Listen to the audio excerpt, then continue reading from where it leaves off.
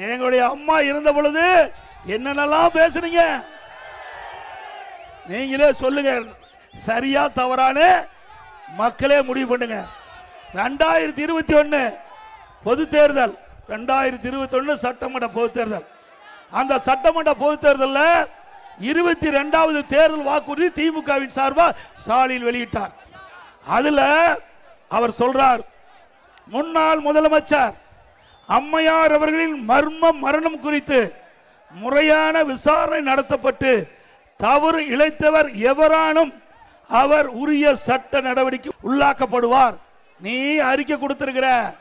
இப்போ முன்னாள் முதலமைச்சர் திரு கலைஞர் அவர்கள் வீட்டு சிறையில் வைத்த அவர்களை சட்ட நீதியாக விசாரிக்கப்பட்டு அதில் உண்மை இருக்கும் பட்சத்தில் தகுந்த நடவடிக்கை அண்ணா திமுக அரசு